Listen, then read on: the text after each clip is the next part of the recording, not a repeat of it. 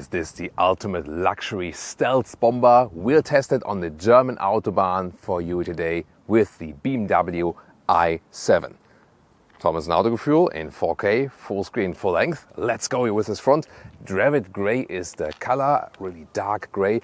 And then we have this huge double or even mono kidney with this connection there in the middle part with the sensor plate. Then this is an option for these crystalline headlamp look. The upper part is the daytime running light. The lower part, these then are the normal high beam units. And when this is also running, then you also have this again optional iconic glow. This is then the frame that is illuminated around this double kidney. You can even better see that in the dark. It has split a lot of opinions, this new front look of the 7 Series. Remember that the 7 Series builds on the same platform, combustion engines, plug-in hybrid, and also here the all-electric i7. Turning indicators in the front, they have this kind of pulsing effect, a little bit like a heartbeat. And by the way, said that this design is splitting opinion. I asked Leah about that, and of course, it's the most important thing what the girls say. And she likes the design in the front. Does the BMW i7 have a frunk? Let's take a look. It does not. They hide a lot of tech underneath there. It's probably the largest, so to speak, engine cover I've ever seen. Wow, but no frunk. The length here at 5.39 meters or 212 inches. That's of course really massive because in this new generation, the 7 Series only comes in the long wheelbase version. Wheels 19 to 21 inch, will also be later a little bigger when we soon give you the M version of that one. Here these 21 inch wheels, look at that golden contrast here, BMW individual wheels, they look really impressive indeed. This is the M Sport Pack, so you also have a little bit more sporty accentuations on the outside. For example, also this blacked out part in the side, in the lower part right there. There will be rear-wheel drive versions, xDrive60, and there's also all-wheel drive, one electric motor in the rear, one in the front, like here the xDrive60. And the top version is the M70 actually. Acceleration figures are 3.7, M70, 4.7 for this one, xDrive60, and 5.5 for the pure rear-wheel drive version, the xDrive50. Yeah, even the rear-wheel drive version will be quick enough. Rear perspective here, actually clean layout. The whole layout is also more traditional than, for example, the competitor Mercedes EQS. And here you can see really stretched and slim the rear lamps.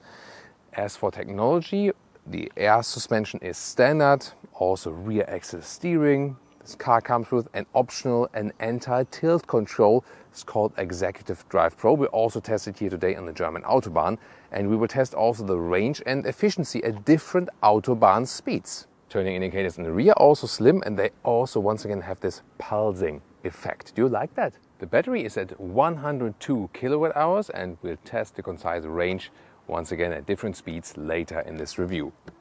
Recharging, DC charging peak is actually at almost 200 kilowatt, and that means 10 to 80% state of charge in 34 minutes here. And you can see it's a really nice cover here, both for the AC and the DC port. This is the ordinary key you can get, like the most simple one. I always like to have just a simple key fob.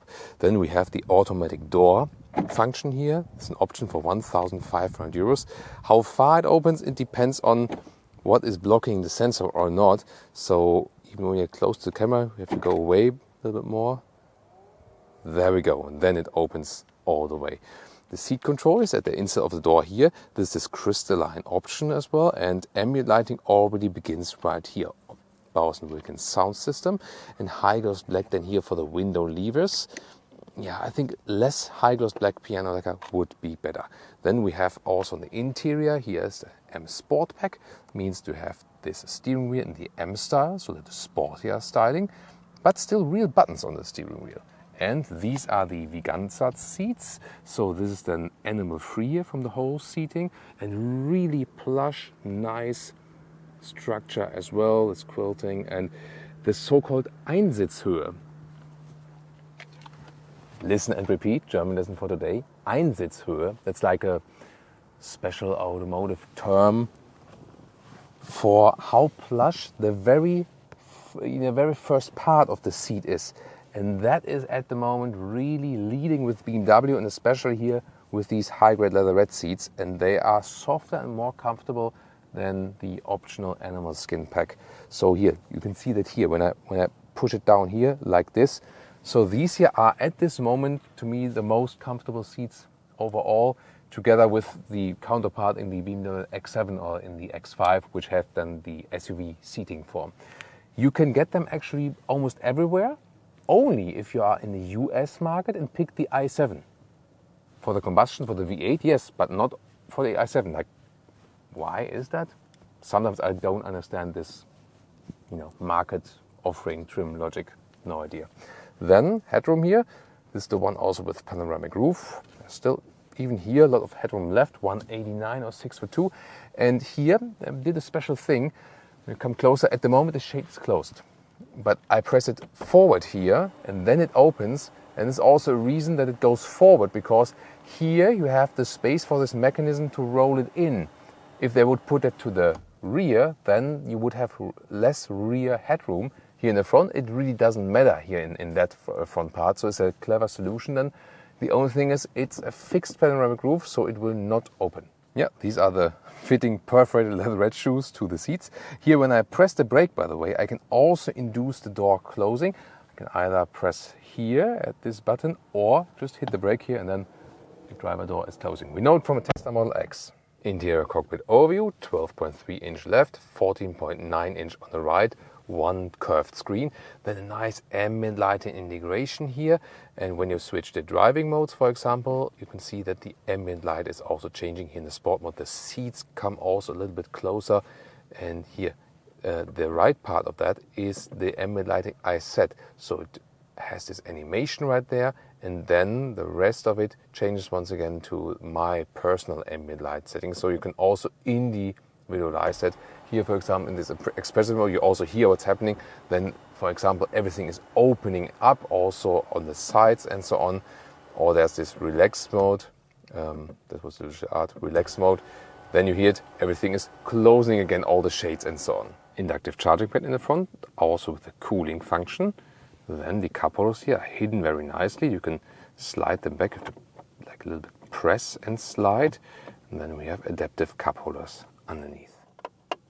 It's good to still have this turning and pressing knob, so I can control the infotainment system from here. However, this crystalline option is not the way to go, because the light comes in here like from the side and then can blind the driver, I feel. And this is then here the volume knob, also good to have that one. And we have some hotkeys here, but I don't understand that when you use this home button right here, you cannot access the real main menu. So what I mean by that is, oh, wait a minute, reduce blower for me? Well, I would never say that. Okay, maybe it goes too far. Back to the menu. So here, I want to access this main menu here, but when I press the home button, I always get here to this home menu. But when I'm driving, sometimes I want to, pick something here, or like the like consumption figure or something at live vehicle. But when I press the home button, it always takes me back here to this map view. Climate menu, they put it here. I like to have it manual, but yeah, that's what we have to live with, obviously. And then here, the seat heating or the heated steering wheel. A little bit weird, I feel, here is the button for the glove box. I don't know. I prefer like to have a real knob here, but what do you think? Yeah, and this ambient light stripe is also really reflecting depending on the sun. And this ambient lighting bar, the reflections you can see here, also creates a lot of rainbows in the vehicle. And when the crystalline knob here catches the sun, some more light reflections from the turning and pressing knob. Digital instruments are adjustable in a way that you can switch the content in the middle part, but you can also switch the whole layout like this. You also get a head-up display. This at the moment the assistant systems view. Towards the rear seats we also have this automatic door option when we went for that. And then you can see if I just stand next to it, it doesn't open, really works with a sensor, so it also doesn't hit a pole or something when you're using that unintentionally or so. So it completely opens when everything is left free, like here. There we go. And then we have this luxurious interior instead of the doors, already with soft touch and all animal free, everything you see. And here this really plush. Thing is, you have these displays here inside the doors, and there, for example, you also control the blinds. And you see it takes some time until they load, and then you press it here. And I feel that putting up a blind would just need like another press of the window control to put this one up. So I feel that would be a more easy solution than this one. So I think putting everything in that display there is a technological overkill. Take a look inside. Also the Viganza seats for the rear with this really nice quilting or stitching then here. Since the climate control is in the doors, it's also not placed in the middle part then, and also it has still a middle tunnel because it's not only EV, this platform. Here in this electric version, they store battery cells then in this middle tunnel part as well.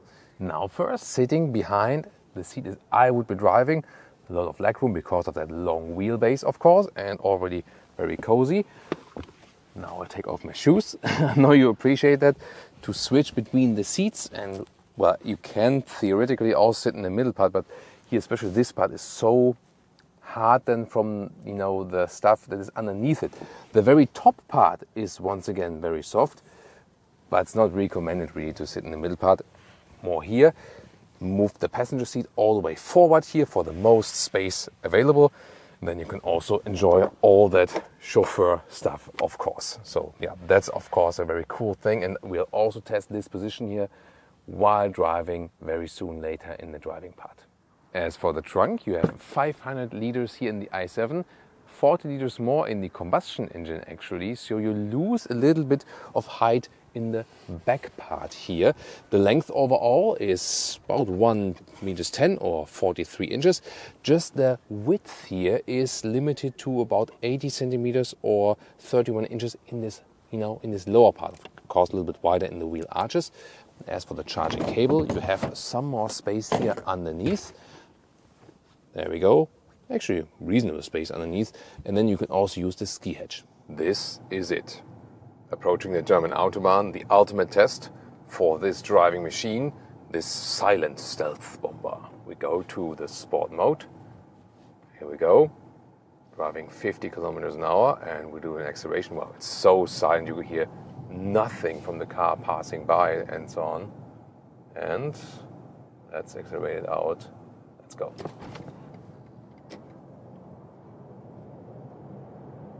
Plop, that's 130 kilometers an hour. Whoa, that is really silent. I mean, you hear nothing, and I think it's good also when you don't have this sound feedback. You can have these iconic sounds that were composed by Hans Zimmer. But I feel that this silent acceleration is just more awesome in a way. You know, how you like it?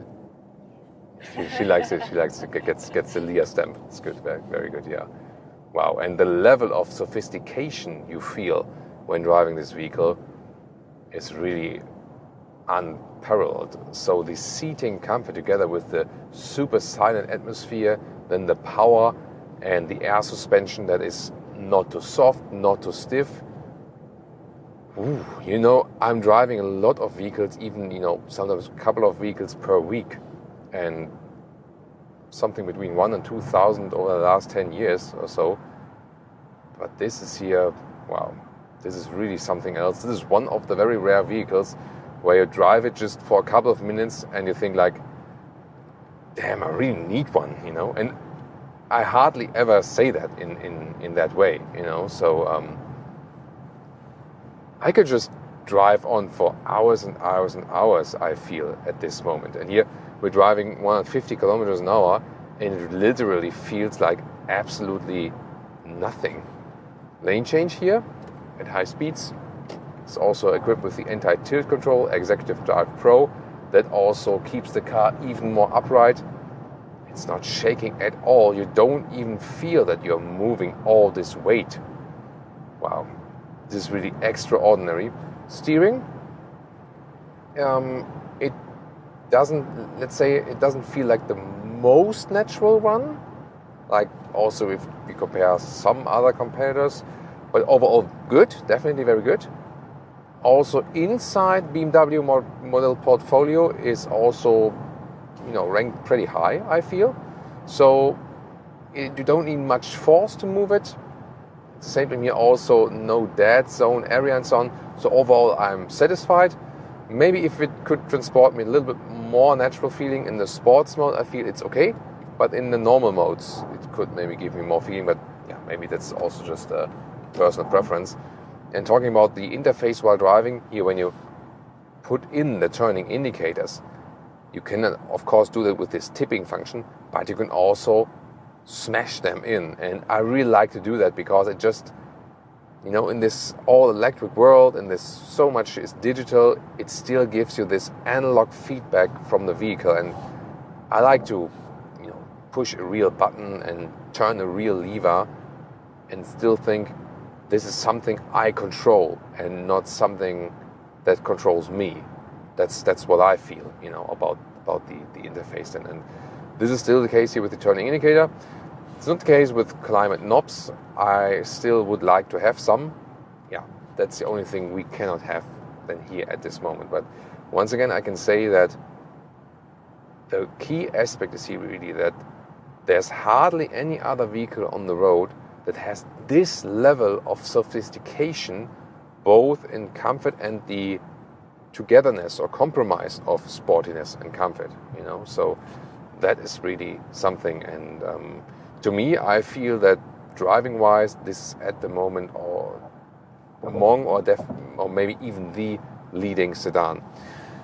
If you think about electric versus petrol engine, I've also done a review where I directly drove them after each other and compared them. Of course, this silence is something special, definitely, something unique. Then like a nice 6 or 8 cylinder sound can also be calming in a way.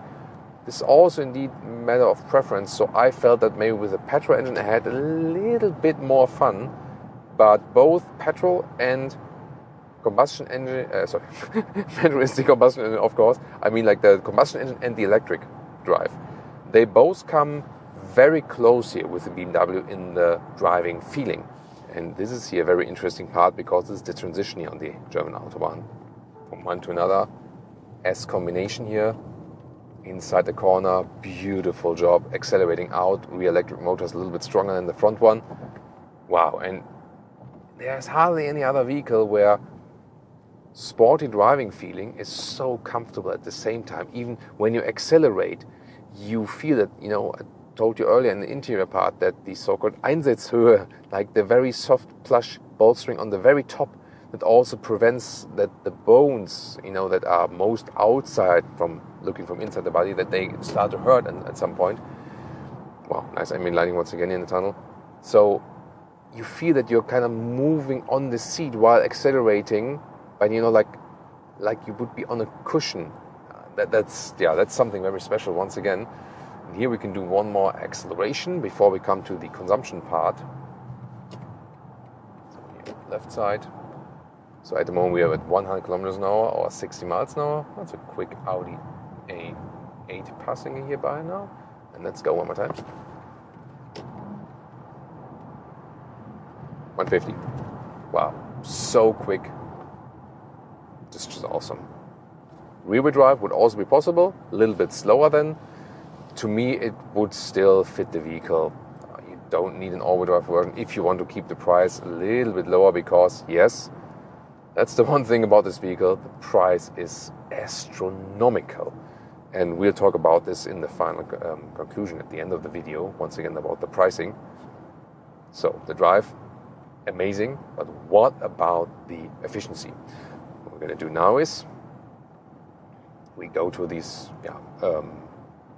little bit confusing menu, and that's definitely something to criticize. As I told you earlier, I've driven this vehicle a couple of times and still I'm confused about some of the features and how to get there, and that's not a good sign, definitely. So a long-term average here at about 700 kilometers driven is at 21 kilowatt hours per 100 kilometer, and that is some 3 miles per kilowatt hour.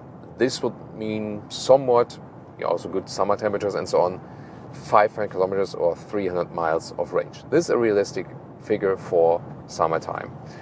But now when we really put it to the test, let's see. So we reset these values here now, and we have quite even straight Autobahn. And let's now put the cruise control to 100 kilometers an hour and see what we can score. So this would be, most other countries than Germany, where it's a little bit slower on the motorway and so on. And then we can see if we can score an even better consumption figure, if we can even be more efficient in that one. And after that, we go to 130 kilometers an hour.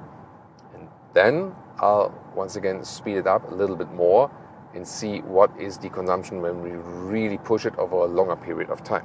All right, I spent the last hour to do some consumption data driving test. It's very interesting indeed. So at 100 kilometers an hour or 60 miles an hour, we could score some 17 kilowatt hours on 100 kilometers. That's 3.6 miles per kilowatt hour. So that means at 100 kilometers an hour or 60 miles an hour on the motorway, steady speed, we could even go 600 kilometers or 370 miles. There's just a little difference then when we went 130. That was like 2-3 kilowatt hours per 1 kilometer difference, or like a 0.3 miles per kilowatt hour difference. So that would then more go, towards our average consumption figure. So that is then something between 500 and 600 kilometers and something between 300 and 370 miles when you drive a little bit faster. And then, of course, really interesting when we are flooring it all the way out, really driving performance. I did like 170, 180 kilometers an hour. So like 100 miles per hour, something like that. And that ended up in 37 kilowatt hours per 100 kilometer. And that is some 1.6 miles per kilowatt hour. So that means at this really high speed, 180 kilometers an hour or something, 110 miles per hour, you could then go around 260 kilometers or 160 miles.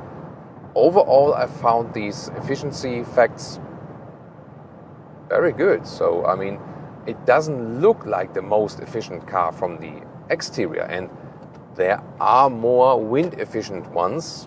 The Mercedes EQS, for example, is more aerodynamic. Yes, definitely. But they're also very good here in the efficiency of the electric motors.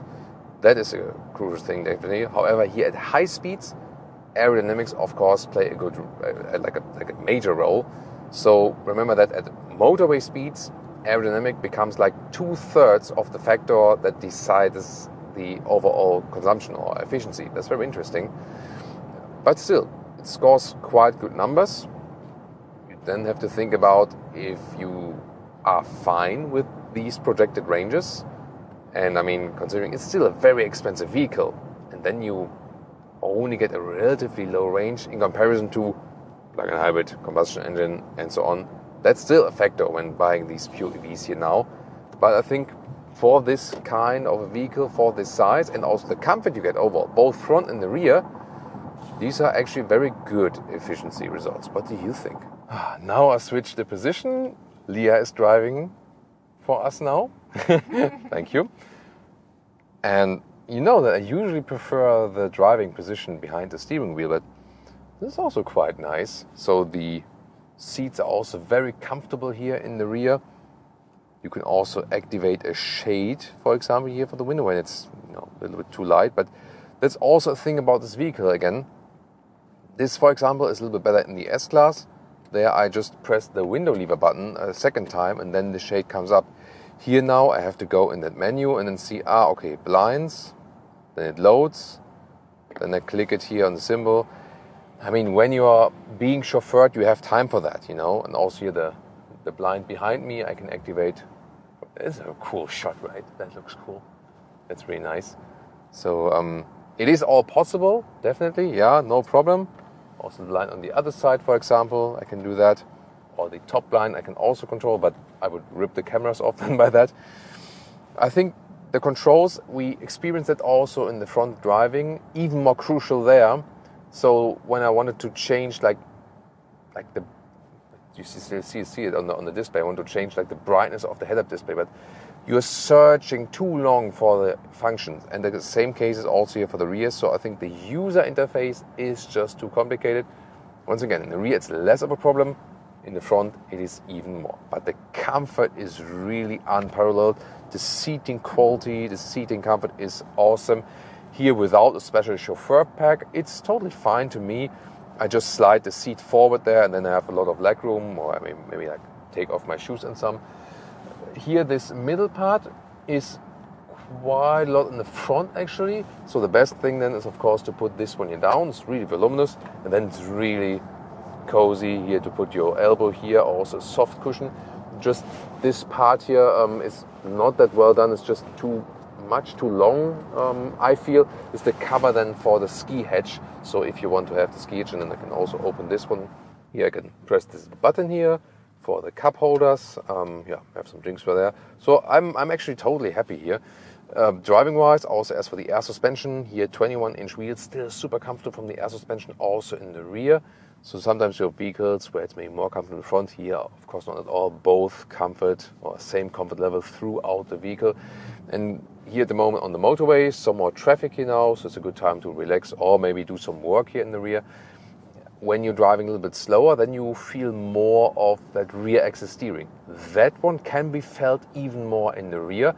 It does feel a little bit artificial. Then again, it also somewhat even out the G-forces, I feel, actually, and that's also a good thing. And here also a lane change or something is also just super relaxing here. So yeah, these cushions here are also nice. Sometimes when they're too voluminous, it's also not good, but here also soft and plush, very good quality once again. Well, yeah, once again, I can just say it's very well done. If you would have this additional chauffeur package, by the way, you could also stretch your legs, you have this calf rest and so on. But the only disadvantage is that when you would go for that one, they do not offer that with the best seating material here, the Veganza. That's the only downside then of this extra package. So to me, the clear verdict is incredible comfort, awesome driving. I'm also totally fine with the design, actually. However, user interface, still too complicated. Some things need to be accessed just in an easier way. Efficiency, actually also quite good, even here on the German Autobahn. And we have more 7 Series content, or also from the competitor, the EQS.